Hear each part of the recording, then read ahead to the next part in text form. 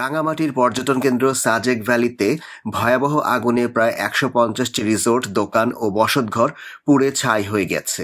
সোমবার ২৪শে ফেব্রুয়ারি দুপুর ১:৩০টায় ইকো ভ্যালি রিসোর্ট থেকে আগুনের সূত্রপাত ঘটে। এতে মুহূর্তেই আগুন আশেপাশের রিসোর্টে ছড়িয়ে পড়ে। ফায়ার সার্ভিস ও সেনাবাহিনীর প্রায় ৫ ঘন্টার চেষ্টায় সন্ধ্যা ৬টার দিকে আগুন নিয়ন্ত্রণে আসে। স্থানীয় ব্যবসায়ী ও উপজেলা নির্বাহী অফিসার সূত্রে জানা যায়, দুপুর ১:৩০টায় একটি রিসোর্ট থেকে আগুনের সূত্রপাত ঘটে। সাজেকের অধিকাংশ রিসোর্ট কাঠ ও বাঁশের তৈরি হওয়ায় আগুন দ্রুত ছড়িয়ে পড়ে।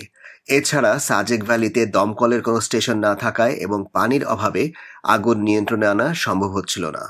প্রাথমিকভাবে সেনাবাহিনী ও স্থানীয়রা মিলে আগুন নেভানোর চেষ্টা করে। খবর পাওয়ার পর নিকটবর্তী দমকল স্টেশন, খাগড়াছড়ির দিঘিনালা ও বাঘাইছড়ি উপজেলা থেকে ২টি ইউনিট রওনা দেয়। পাহাড়ি পথে ফায়ার সার্ভিসের ইউনিট পৌঁছতে সময় লাগে প্রায় ২ ঘন্টা। এরপর নেভানোর কাজ শুরু করলেও সাজেকে পানি না থাকায় দূরগ্রাম থেকে বারবার পানি এনে আগুন নিয়ন্ত্রণে বেগ পেতে হচ্ছিল।